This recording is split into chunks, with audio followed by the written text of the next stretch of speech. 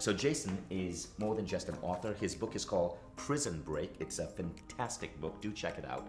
But Jason is also a guy who I have so much respect for. In fact, I asked him to host our last A-Fest because he's got an incredible presence on stage and he's so freaking funny. So this I learned from you. Thank you, Jason. And so a couple of other things about Jason. He is a transformational speaker, trainer, coach, and author. He blends personal growth with comedy. He is the author of Prison Break, and he actually is a teacher on Mind Valley. Jason, along with Ajit Nawalka, run a Mind Valley program called the Master Circle, where they teach people how to be incredible coaches. Now, what we're going to talk about in this training is a very interesting topic. It's something I really admire about Jason. He goes into every situation, completely lighting up a room because of his sense of humor. He never seems stressed out, and people love working with him. So what you're going to gain from this is basically an understanding of how to bring this feeling of warmth, of positivity, of humor into everything you do. So you have that Jason effect. People love being with you, love working with you. And the topic we're going to discuss is how to unseriousize your mind. How to unseriousize your mind so that as you go through life, in work, things are a lot more fun, not just for you, but for everyone else. And you still get the results you want. Let's get started.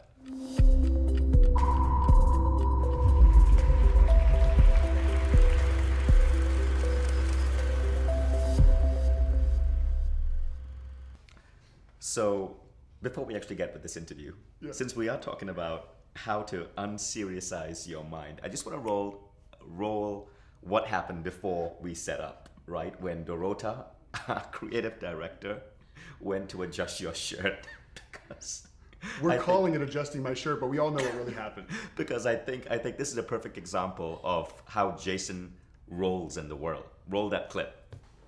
You're like a Jewish mother and a Polish mother all rolled into one. You as well. You just like to grab at You our want to lower look regions. fat or slim? I don't want to look fat. You make me look slim. Every Arnold Schwarzenegger movie I've ever seen. The bridge is out. Does that sound familiar? Does that bring back memories? No. Can you put it more into your pants? If I had $1 for every time I heard that, actually, I'd be a millionaire. All right. Okay. Anything else? Sit down. Yeah, is this good? Yeah. Do you want to look at my inseam real quick while you're over here? That was good. Okay. Awesome. That's perfect. So Jason, we're talking about the idea of bringing humor, of not taking life too seriously. Yeah. I'm still laughing on the inside, so I'm stumbling across my words. But, okay, so let's get straight to the meat of the question. Yeah. What is the biggest misconception on success? So to me, what I've found in my own life is that the biggest misconception about what it takes to be successful is that you have to be serious. I've been told my entire life, if you are going to be a serious entrepreneur, you better do this. If you ever want to be in a serious relationship, you better do this. You better get serious about your health. And every time I heard the word serious, my entire body would contract. Even my lower part would pucker up, And I felt like I was so contracted, I had no creativity, and I felt like I had to force myself to be successful, that I would be successful despite all my seriousness, as opposed to just being a little lighter, a little more playful about what it was that I wanted to create. But how does that actually relate to success? So here's the thing. So we are taught from a very early age that we should be really serious. We should really grasp hold of things and really take control of things. And that's what I did. And so I was very successful at a young age. I was making well over 6 figures in my 20s as the director of engineering and operations for a tech firm. But it came to a point where even though I was successful in my money and in my status and in my job, I, at the time, and you know about this, was 332 pounds, right? Just massively, morbidly obese. And beyond the physical weight that I was holding on to, I also had this emotional weight, this mental weight, financial weight, worrying about money, all these different forms of weight that I was holding on to. And it was because I really felt like in order for me to be successful, I needed to be motivated by fear and by anxiety and by stress. Have you ever felt that way before? That like you need the stress to be motivated? Right. People think that. Right, they I'm really a last think minute that. guy. I work on projects best when there's a deadline looming. Exactly. But now here's the difference. A deadline looks different to somebody who's taking life too seriously versus somebody who's bringing a sense of playfulness or a spirit of play, right? So if you look at a child who plays video games, there are levels, there are bosses to beat, there are things they're trying to get to, there's a deadline, but they play that game, right? That feels good to them to be creative and to see what's possible for themselves. totally different experience from someone who says, oh my God, I have to get this done. And if I don't get this done, it means I'm not good enough and I could get fired. And then what's going to happen? And I get into catastrophic thinking of the permanence and pervasiveness. If I screw this up, my boss is going to fire me. I'm going to be on the street. And it's like, the only fact is that there's a deadline. Everything else is a story about what would happen if I didn't hit that deadline. Oh, okay. So that's an interesting model of reality. Now let's go and unwrap that a little bit further. What's going on with that guy who's freaking out about the deadline? How would he not freak out? And that's the entire thing, and you nailed it, is that anytime we're afraid of a particular outcome, like this guy or this girl, we don't want to say it's just guys, right? Women have this issue too, not the women in this room because they're amazing and elevated consciously above all of us, but right. Other women who are not in this room, we think that the outcomes of our lives, especially if they're things that we don't want, they don't work out the way that we want them to, that they're immediately permanent and pervasive, right? So if I lose a job, not only is it permanent, as in I'll never find another job, right? Now it's this one loss of a job becomes a permanent thing, I'll never find a job. It also becomes pervasive. It's I'll never find another job, and that means I won't be able to support myself, and that means I'll never find a woman to love me, and that means I'll have to move back in with my parents, and that means I'll have to take a job that I hate just to put food on the table. And all of a sudden, this one isolated incident becomes pervasive and permanent through their entire lives. So if you believe that one outcome dictates the entire rest of your life, of course you're going to stress and be serious. How would you not? That's survival. But it's about getting really real. It's about seeing that everything that happens in our lives, every single thing, is temporary and isolated. The exact opposite of permanent and pervasive. It is temporary and isolated. And we know that to be true because there's nothing that anybody watching this has ever been through that they haven't gotten through, right? Because there's proof of that. They're watching this right now. Okay, so it seems that the first issue over here is that we attach this ridiculously complex outcome to a deadline. Right. Right? How do we not do that? How do we not freak out about things not going well? Right, and so that's where we really want to start seeing the reality. See, here's the thing. So just to back up for a second. Reality is always a lot more kind to us than the story we make up about reality, right? If we actually listen to the stories in our head all the time, we would see like our lives are destined for doom. It's catastrophic thinking. It's why right. Most people don't watch the news anymore. I definitely don't watch the news. If there's a meteor coming, I will find out from one of my friends. I don't watch the news anymore. But I really think it is starting to question the belief that when things happen, they are permanent and pervasive. And so there's a lot of ways you can do this. One of the biggest things to do is to actually take a step back, write down the story, right? This is something that I have my clients do all the time. When you're feeling like you're really stressed out about a deadline or about something big, maybe you're going to move across the country, or you're thinking about leaving somebody in your life, ending a relationship, leaving a job, starting a company, write out what the permanent and pervasive story is. Just let yourself go. Just be a total prisoner of circumstance. Mm-hmm. And if I lose this job, I'm not going to have any money, and I'm going to have to move in with my parents, and nobody's going to love me, and write all that stuff out. And then go back through that story and ask yourself, circle the things in that story that you're labeling as permanent and pervasive, right? And see how you can flip that to see that they are absolutely isolated and temporary, right? So the fact is you lose your job. That's the fact. Anything else that comes after that is a story, right? The story is if I lose my job, I won't find another job. Challenge that, right? Do you have any proof to tell you that by losing one job, you'll never have another job? Right.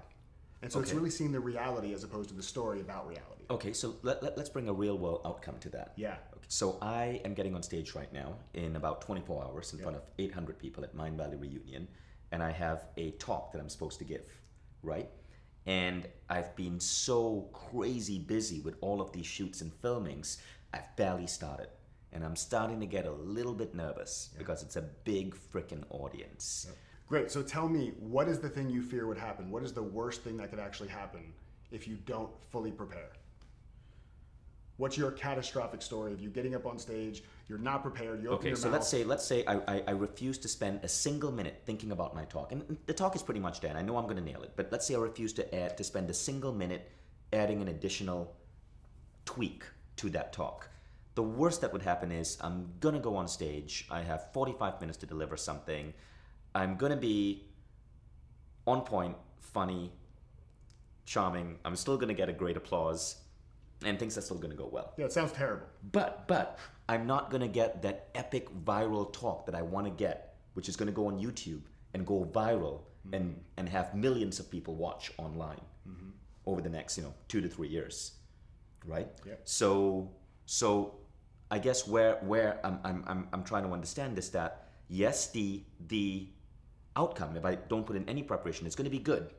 But there's this secondary goal that I have to create something truly epic that's going to go viral on the web and have millions of hundreds of thousands of people or millions of people talk about. And I maybe wouldn't have that if I don't spend another 3 hours today working and refining every little bit of that talk. So how do I reconcile both? Yes, maybe this doesn't apply to you, but to anybody else who's listening that would have a similar situation, there is the attachment to what you think should happen, right? So ask yourself this question. If you believe that you not preparing means that your talk won't go viral, does that make you feel excited and enthusiastic and optimistic? Or does it have you feeling stressed out, worried, and anxious? Okay, so I do believe that if I don't prepare, it's not going to make as big an impact as it would. But I'm thinking, look, I'll just get on stage again in 2 or 3 months and I'll just nail it then. So it's not a big deal. Right, exactly. So that's the entire notion behind not taking life so seriously. It's not taking any specific moment of your life and making it overly significant. Right? So if you knew, for example, and this is something I'll do with my clients all the time, I have these things called prison break questions, right? So they're based on my book, Prison Break. Right. But a prison break question is essentially a question you create that makes whatever you think is a problem no longer problematic, right? So for example, if somebody were super stressed out about going on stage and saying, you know, if I don't nail this, then this is the end of my career. I have this one shot to make it happen. And this is obviously not what you're saying because you get this whole temporary nature. But I might ask myself a prison break question. And the prison break question is not meant to solve a problem. It's meant to make the problem no longer problematic. So when you have that fear of, if I don't nail this, then it doesn't make the impact that I want it to make, then your actual fear is about not having enough significance, right? You want to have a certain level of impact and significance, and you're putting all of your eggs in this one basket. It needs to happen in this one time. So if you ask yourself a prison break question format, if there was a format for it, it's different for everybody, but it's, if I knew, what would I do, right? If I knew, what would I do? So for example, if I'm getting on stage and I'm super worried about making a big impact, I may ask a prison break question. If I knew that I was gonna get on stage every single day and deliver this talk for the next 30 days, how would I approach this particular talk that I'm doing today?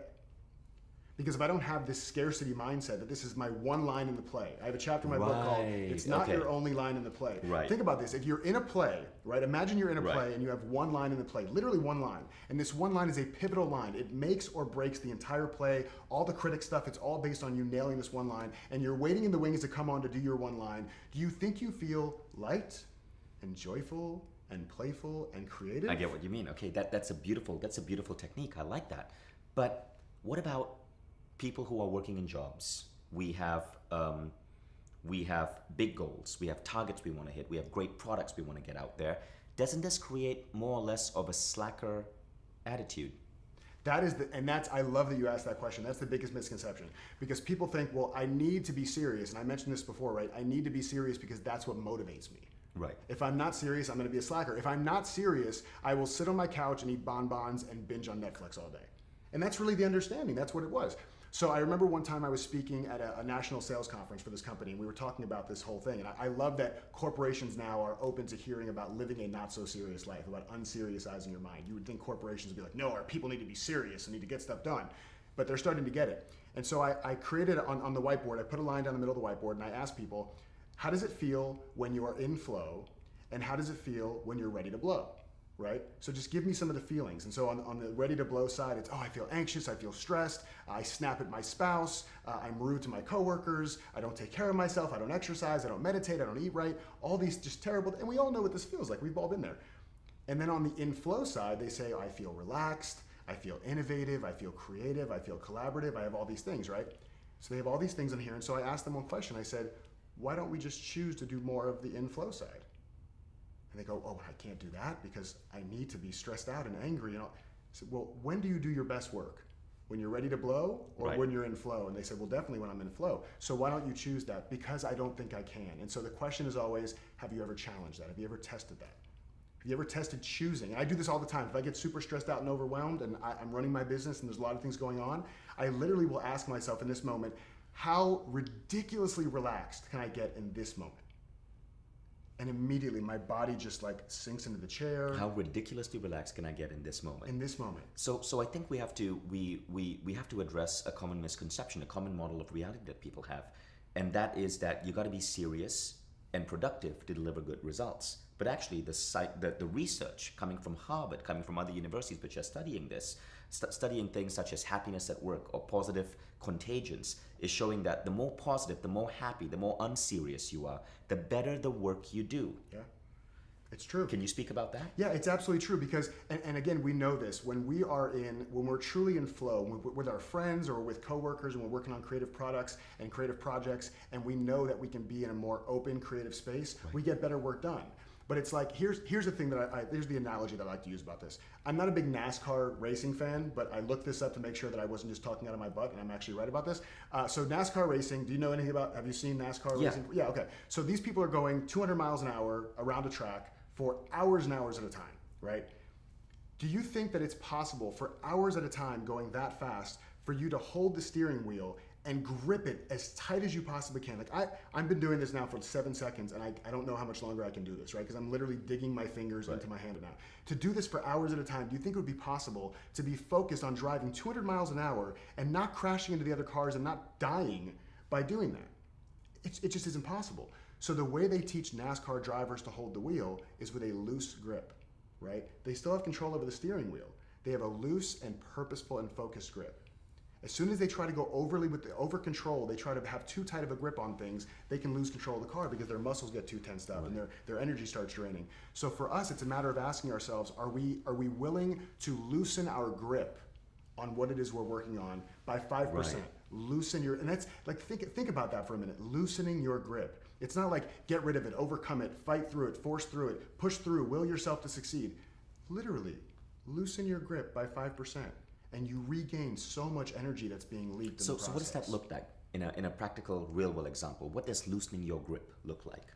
I think you feel what it feels like, right? So for me, for example, like I will a lot of times, if I get super stressed out, I will literally hold a pen as tight as I can. I will grip it and I'll take my other hand and go on top of it, right? And I'll just feel what that feels like in my body. And it's in my hands, and then all of a sudden the energy starts traveling up my arms and my chest constricts and my breathing changes. And so I will literally sit there, I'll take the one hand off and I'll take the other hand off and I'll start loosening the grip, and the pen is still there, right? And the reason I want to have something in my hand is because I don't want to lose sight of my goal. This is not about being aimless and not having plans. I plan all the time. I am a textbook planner. I need to have everything worked out. Ask people we know and they make fun of me because how much I plan. So it's not about the planning, it's about the energy you bring to the planning. So if I can look at my planning, if I can look at my project, if I can look at these tasks that I think are overwhelming and stressed out and say, listen, this is just a pen. The story I have about the pen is what stresses me out. The pen doesn't stress me out. If I can loosen my grip on the story, if I can relax myself enough to say, this is okay. There's nothing at risk here if this project doesn't go exactly according to plan, because I trust my resourcefulness. I trust that my creativity is greater than any circumstance I could ever face. And when I lean into that, there's just nothing that I can overcome. Now, can you talk a little bit about how loosening that grip, how being unserious can actually help us deliver better work? Yeah, for sure. So again, I know that this is the way the mind and the body work. It's a great kind of, it's a great parallel to look at the way the mind and the body works. When you put pressure on your muscles, and you know this because you're big into health, when you put pressure on your muscles grow, right? That's how muscles grow. When you put pressure on your mind, it shrinks, right? It's the exact opposite. Pressure on the muscles, you grow. Pressure on the mind, you shrink. So essentially what happens is, we talk about mindfulness a lot. I talk about mindfulness in a different way. I actually think mindfulness is a bad thing, and I'll tell you what I mean by that. Because we walk around on this planet day in and day out so mindful. Our minds are full of thoughts constantly. And the analogy I like to use is, as I have this snow globe analogy that I love to talk about, and essentially it feels like life sometimes is that you're inside of a snow globe, and you know the snow globes you can shake up. It's like you're standing in the middle of the snow globe and it has been shaken up, and now you can't even see your hand in front of your face because the snow is just all over the place. And it's just, and the snow represents all the things you have to do, your family and your friends and your obligations and your work and your projects and your health and all these things that are just so stressful, that are just constantly whizzing around your head. And then we think it's our responsibility to control every one of those things, that we need to grab every single piece of snow and put it back on the ground. And once we take control over everything, then we can be calm again. But what do you actually have to do in order for a shaken up snow globe to settle down? What do you actually have to do to the snow globe? You put it in a shelf and you don't touch it. You loosen your grip. You say the way the system works is that if I allow myself to be a little less mindful and be mindless, allow my thoughts to settle on their own, then I regain all this energy and I say, oh, you know what? It's like being hangry. You know, being hangry, like if you haven't eaten and then all of a sudden you eat a little something and you're like, what do you mean I wanted to fire my entire team and go move to the Himalayas? I would never do that. Well, you were pretty starving. You said some pretty stupid stuff. That's what happens. Like it's almost like that we're drunk, right? It's like our consciousness is drunk. And you can't force somebody to be sober when they're drunk, right? You have to just give them time to settle. And a lot of times when we let our mind settle naturally, all of a sudden we say, oh, there's all those creative ideas that I thought I had no solutions for. So let's talk about some of those things, right? Loosening the grip in life, in work, so that we can bring in elements such as more happiness, more positivity, more of a sense of humor. How do we do that? One of the things I love to do is I love to, as much as possible, approach life like it's a game of improv, right? Because essentially that's what it is. The universe is constantly presenting you with things that you can play with, and we become really crappy scene partners, right? In improv, it's always yes and. So somebody says something to you and you never say no. You say yes and this other thing, right? But what we do is the universe says, here's something, and we say, we're gonna be a crappy improv partner and say no. I'm not gonna do that thing, I'm not gonna explore that thing, I'm not willing to loosen my grip, I'm not willing to do any of this. So it's about becoming a better improv partner with life. And so somebody who was amazing at this, who I loved and who we lost far too soon in my mind, is Robin Williams, right? Robin Williams, one of the greatest comedians that ever lived, one of the greatest improv artists that ever lived. And he was on the TV show Inside the Actors Studio with James Lipton. I don't know if you've ever seen this before. And there's this amazing clip where he's there and there's the students in the audience, and at some point, knowing that Robin Williams is an improv guy, they throw a pink silk scarf up to him on the stage.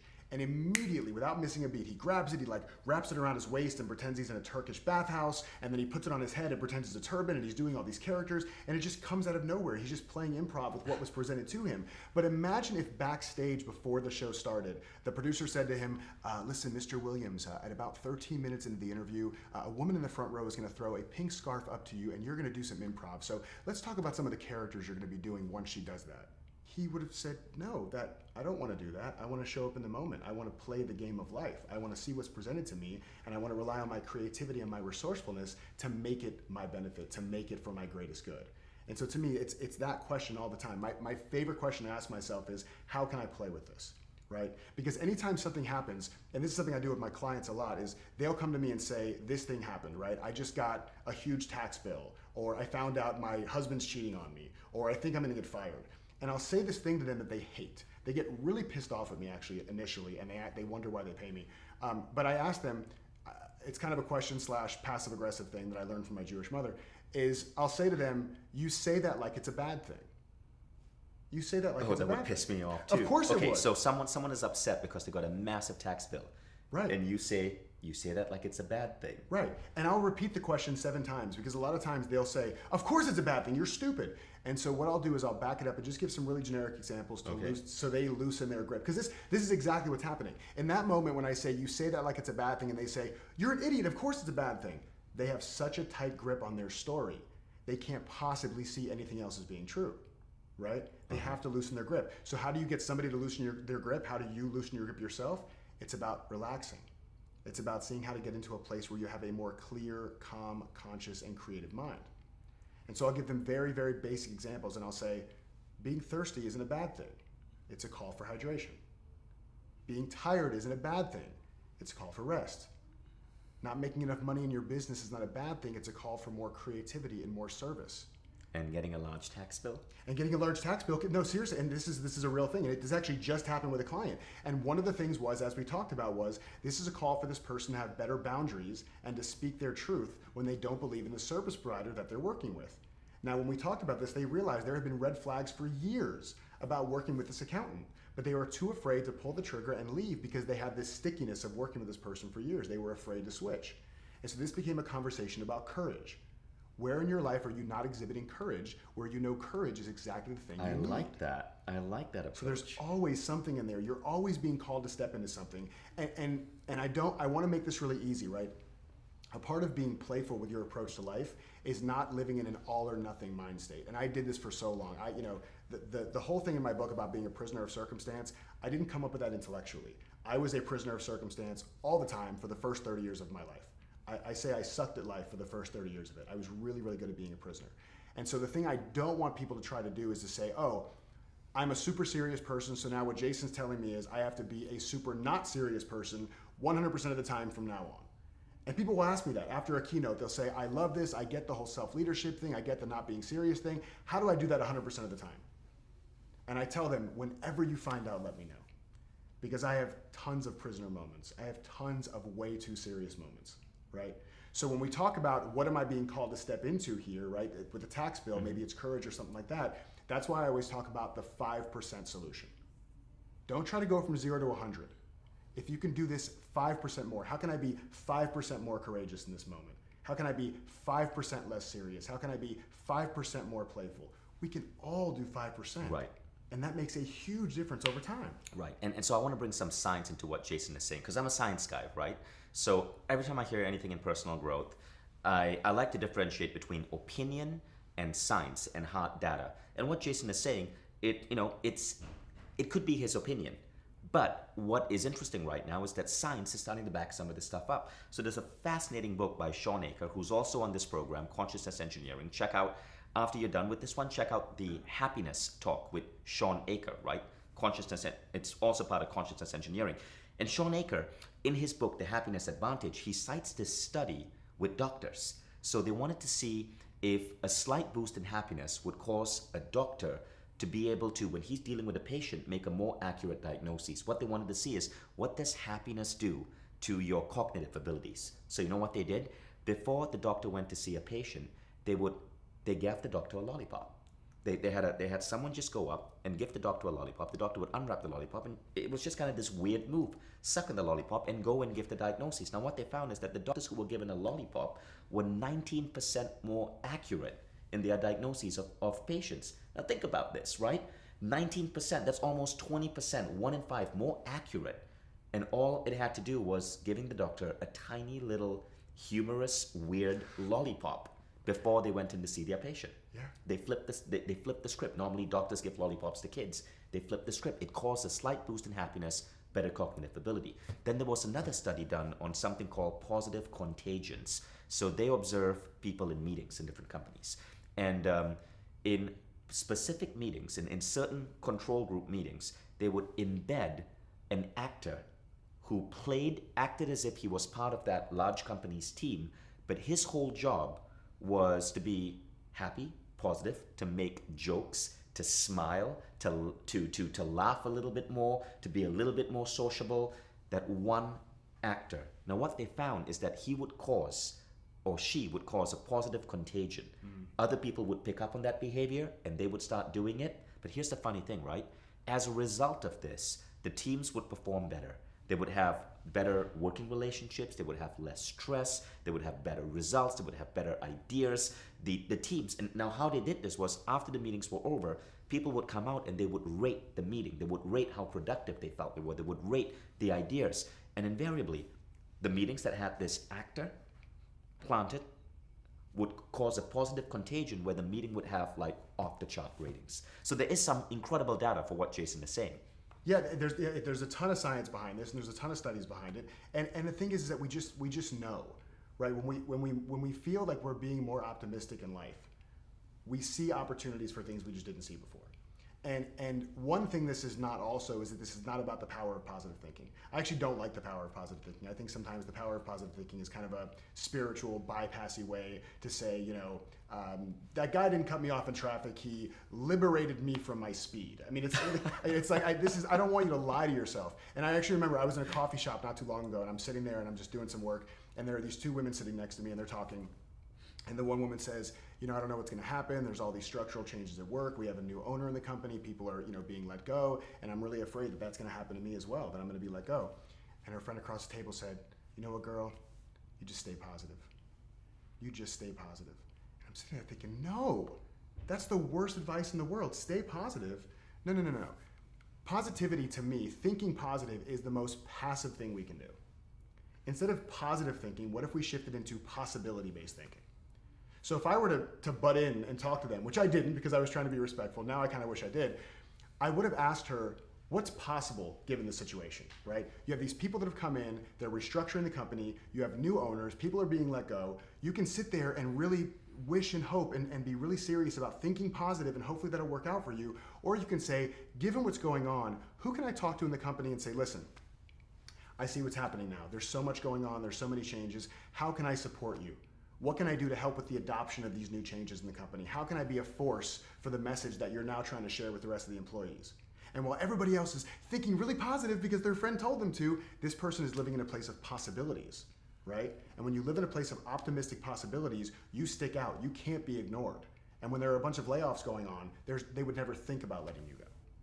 Right, I like that example. That's very cool. So, Jason, what's something practical someone can do to shift from being super serious to being not so serious? Yeah, the number one thing is it starts with recognition. It starts with acknowledgement of what's going on, right? Because if we really slow this down, the only reason we ever feel any stress or seriousness or strain or struggle or anxiety or fears or whatever is because we have thinking in our head that tells us that thing is so. So for example, if I told you right now I wanted you to get scared, right? You wouldn't have to go down an alley and find a guy with a machete picking his teeth. You would think of something scary from the past and then you would get scared. And if I asked you to be happy, you would think thoughts of being happy and you would get happy. So we live in the feeling of our thinking. Mm-hmm. Our thinking literally dictates physiologically and also just kind of how we show up, how we feel. And so if we can first start noticing that the only reason we feel a certain way is because we have a thought in our head telling us that we should feel that certain way and that we're taking that thought seriously, then that starts to unravel things, right? We think that because there's a thought in our head, number one, we think that it means it's ours, right? Well, it's in my head, it must be my thought. Well, we have 70,000 thoughts a day. I definitely don't consciously choose 70,000 thoughts a day. They just pop up, right? They're like spam email. We can't control them coming in. We can control what happens once they get to us, right? So the big thing is that we're taking these things seriously. We have thoughts that pop in our head and we think they're instructions. Thought pops in your head and says, you're not good enough to do this. And we go, oh, that's an instruction. I must suck. But it's not true, right? The fact that a thought is in our head, the only thing truthful about that is that there's a thought in our head. So if we start slowing down and recognizing, this is what I call having a Britney Spears moment, okay? So having a Britney Spears moment is when you start getting really stressed out, you see there's a thought in your head that's telling you to be stressed out, and you go, oops, I did it again. A thought popped in my head, and I took it seriously. And now you will never, ever be able to hear that song again without thinking about the fact that that has such a profound impact on your experience of the world. Because as soon as we start recognizing, we don't need to get rid of fear, we don't need to get rid of stress. We see the thought in our head, we see the thought that says, you should be scared, you should be stressed, you should be overwhelmed. And we go, oh, I'm doing that thing again, where a thought popped in my head and I'm taking it seriously, and now I'm gonna go act because the thought told me to do that. If I recognize that I'm literally just thinking that if I was put under anesthesia, right? Let's say I have all these thoughts in my head that I should be afraid of something, and then 2 minutes later I was put under anesthesia, those thoughts wouldn't bother me anymore because I'd be asleep. So they must not be real. They must just be things in my head that are trying to screw with me. I like that, Jason. Okay, now, I love the Britney Spears moment, and that's something that's in your book, Prison Break. Yes. Let's acknowledge Jason's book, because one of my friends who read this said it was one of the best personal growth books she ever read. I paid her a lot to say that. It's called Prison Break, Vanquish the Victim, Own the Obstacle, Lead Your Life. Now, so the Britney Spears moment is one of those funny little like techniques you give in the book, and our audience, they love techniques, they love applicable tools. We call them systems for living.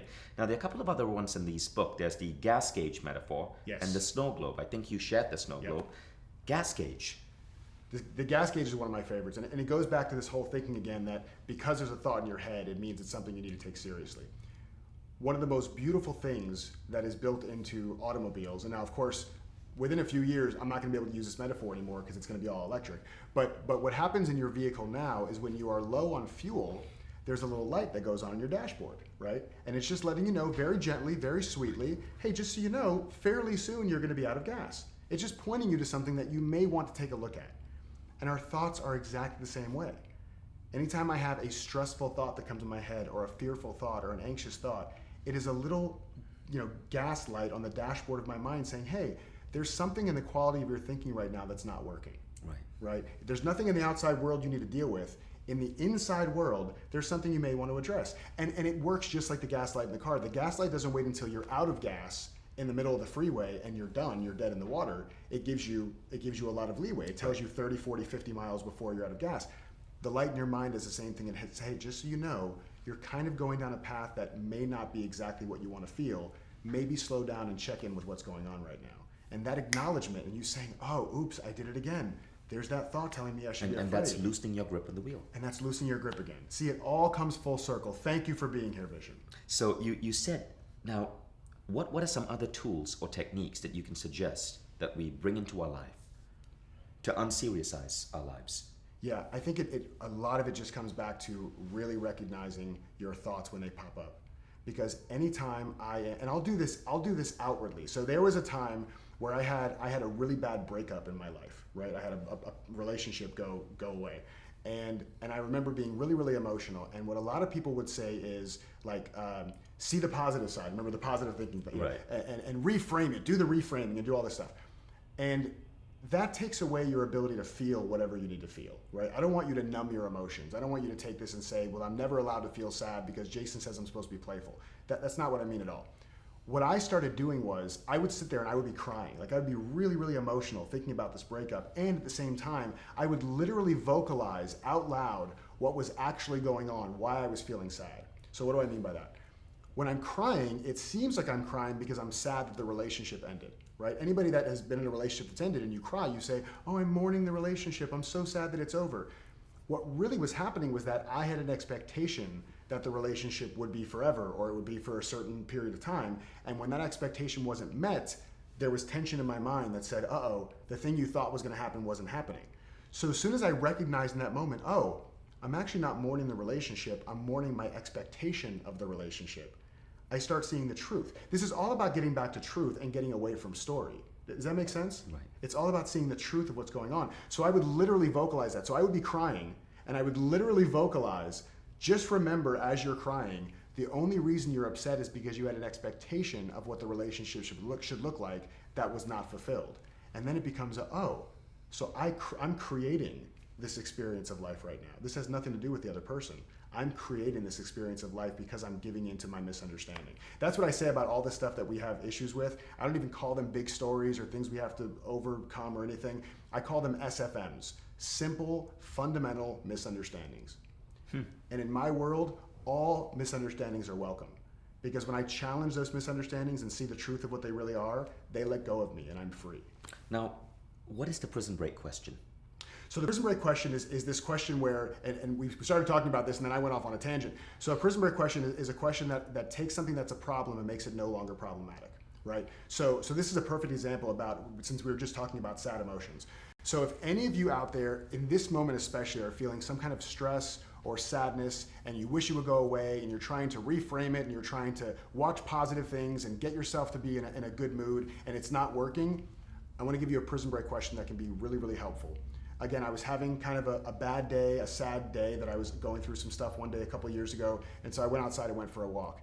And I'm trying to do all the things that I'm telling you not to do. I was like, oh no, but this is a good thing, and I can reframe it, and it's all gonna be good in the end, and it just, none of it was resonating with me at all, because I was in such a low place. Another thing we can talk about is what I call the ladder of self-leadership. I was in such a low place, such a low quality of mind, such a low quality of thinking, that trying to reframe stuff doesn't work when you're in that level, right? And people have done it, they've probably done it to you before. Oh, but think of the bright side. You're like, screw the bright side, I'm upset. So I'm walking around and I have the prison break question concept in my head and I said, okay, let me make up a prison break question in this moment. And so again, the format of a prison break question is, if I knew, what would I do, right? If I knew this particular thing to be true, how would I show up differently? And so in that moment, I came up with a prison break question and I said, if I knew that this intense sadness was gonna last for exactly 10 minutes, right? That at 10 minutes and 1 second, it would miraculously just go away. How would I treat myself for the next 10 minutes? And immediately when I asked that question, I said, well, I would just be really gentle with myself and I wouldn't try to push it away. I wouldn't try to fix it. I wouldn't try to reframe it because it's gonna be gone in 10 minutes. And when I asked myself that question and I saw that immediately, there was nothing left to be done and the sadness actually went away in like 5 minutes because I wasn't trying to push it away anymore. I had the belief in my head that it was going away in 10 minutes, so all I had to do was wait it out and be gentle on myself. So the question is always, if I knew, what would I do? It's always assuming that whatever negative thought you had, assume it's going to be gone in 10 minutes? Yeah, so that's one version. So there's another version, and we were talking about earlier with you being on stage and what if it doesn't make a big enough impact. And a prison break question I did with one of my clients, she was really afraid of proposing coaching services to one of her prospects. and she just had all this scarcity issues. What if the person says no? And then, where am I going to find the next client, and all these things. And she had a conversation coming up with this person the next day. So we're working together to try to get her kind of in a calm place and see what she could do in that conversation. So we came up with the prison break question, and I said, if you knew you had 10,000 people lined up outside your door waiting to talk to you as soon as you were done with the conversation with this person, how would you show up differently in this conversation? And immediately that removes any sense of scarcity. It doesn't have to be true. Got it. So the prison break question is designed to be a question that removes any sense of scarcity, and that's how you frame it. Exactly. Got it. Exactly. Got it. Now, so that's a very interesting tool. We love tools like that. I like that. So Jason, I got 3 final questions. Now, the first one has to do with stress management. Yeah. Okay, so you talk about an entirely new paradigm of stress management that flips everything that we think about the subject on its head. Can you tell us more? Yeah, absolutely. So I wrote a whole chapter about this in my book, in Prison Break, and what we've been taught about stress management is essentially the picture in my mind, the analogy I use is imagine a lighter, right? And you flick the lighter and you have the flame that comes up. What we've been taught about stress management is how can we learn the skills to put our hand as close to the flame as possible, right? How can we learn how to get our hand against the flame as close as possible and still stay with our hand there? And I think that's fundamentally flawed because we're actually, again, asking our minds to be under more and more pressure and to just somehow cope with that. The flip for me is that the real, more effective, and I never do right or wrong, good or bad. Like what I'm saying, if it doesn't resonate with you and you don't think it's something that you're willing to test, then throw it away. But in my experience, this is about being less effective versus being more effective. So the more effective way that I've seen to deal with stress management is have the lighter, and as soon as you feel any heat starting to hit your hand, you slow down and you say, wait, something may be off here, right? And this goes back to the gas gauge analogy. Wait, right. Something may be off, let's check in. And so what I started looking at was in my own life, I'm somebody who has had the tendency historically to get supremely overwhelmed. And when I get supremely overwhelmed, I get extremely short with people around me. And when I do all that, I just get super serious. I get in my own head. I start questioning myself. All these things started happening for me. So I started trying to find the opposite of being swamped. I was somebody who would always say, I'm swamped, right? People would say, how are you doing? Oh, I'm so swamped. I have so much going on. I have so much on my plate. And I thought the opposite of being swamped was having everything under control or having less on my plate. And what I realized, the opposite of swamped is actually courage, right? It kind of probably sounds weird, but the only reason we ever get swamped at all is because we say yes to so many things, right? And you know James Altucher? Uh-huh. Yeah, so one of the things I love that he said before is you never have to say no if you slow down on your yeses, right? To really slow that down. So for me, I started realizing, oh, I'm swamped because I'm a wimp. I'm swamped because I'm a wimp. I don't have the courage to say no to people. I don't have the courage to set boundaries. I don't have the courage to say, yes, I made a commitment to you, but I need to pick one of the 3 R's that I teach people when it comes to commitments, right? If you have a lot of commitments in your plate and you're feeling really swamped and you're feeling overwhelmed, you have to choose between one of 3 R's. You look at the things you've committed to and you say either number 1, I choose to recommit, and if you choose to recommit, you get into integrity and you do what you say you're gonna do. You renegotiate. You go back to the person that you had committed to and said, listen, some things have changed. I want to make sure I set you up to win and I want to stay in integrity. So let's renegotiate the commitment that I had to you. Or number 3, you release. And again, you don't release in a vacuum where you just don't call the person and you just don't say anything and you let them go and everything falls apart. You go back to the person and say, I know I made this commitment to you and I want to stay in integrity. I'm not going to be able to fulfill what I thought I would be able to fulfill. How can I help you to make sure what you need to get done still gets done? And that all takes a ton of courage. Those conversations are very, very difficult to have. But when I really get that, when I start feeling the heat on my hands, something's off, and then I know that means I need to either recommit, renegotiate, or release a commitment that I've taken on, it makes me feel a lot more relaxed and I can get back to being a self-leader. Fantastic. Now, what about people who are negative influences in our lives? I'm talking about people who are haters, meanies, naysayers. You just pat them on the head and you wish them well and you send them on their way. No, I mean, here's what it comes down to. The only way I've ever seen to deal with people who trigger you, and I'm somebody who, and I love when you talk about being unfuckwithable, right? That's like essentially being like untriggerable also, right? And there are still people who are going to trigger you. And so it's really important to figure out how to deal with that. And so the answer to that in my mind has always been and is always compassion. Right? It's a really tough pill to swallow. And you actually talk about this in your 6 days meditation, which I love. It's just this whole gratitude and compassion thing. But there is this amazing thing that I experienced one time with one of my mentors, a woman named Byron Katie.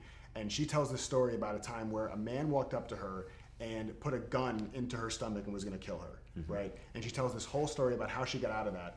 And I won't share that story here because that's her story to share. But while I was with her, it's when the Paris attacks happened several years ago. And so we're all together. We're not supposed to be on our cell phones at all, so none of us even know about the attacks. And then we go on a dinner break and we come back and now everybody's heard about it. And somebody raises their hand, and Byron Katie, who's somebody who's all about compassion and love and loving what is and all this. And somebody says, how can you possibly love what is when it comes to senseless killing of innocent people? And the entire room got so silent because they're like, how is she possibly going to answer this? And she said something that I will never ever forget. She said, if I believed about the world what those people believed about the world, I would have killed those people too. So essentially, people are innocent if not for their thoughts. So I can look at a very much smaller level because we're not dealing with murder and terrorism on a daily basis. I can look at the person who maybe shot down my idea at work. I can look at my spouse who kind of said something that was derogatory. I can look at anybody that I encounter and say, if I believed about the world what they believe about the world, I would have said the exact same thing they said. And I've said this to clients and they go, you know what, you're right. I probably would have said the same thing they said. And I said, no, probably. If you believed about the world what they believed about the world, you would have said exactly the same thing they said. And when I see that, how can I be angry at them? Because if it weren't for what they believe, they would be just like me. Thank you. That was a brilliant way to end this. Thank you. Thanks. My pleasure. Thank you. So, guys, if you want to learn more about Jason, check out his book, Prison Break. Jason's also a host of Mind Valley's teaching program, EverCoach. So you can check that out too on evercoach.com.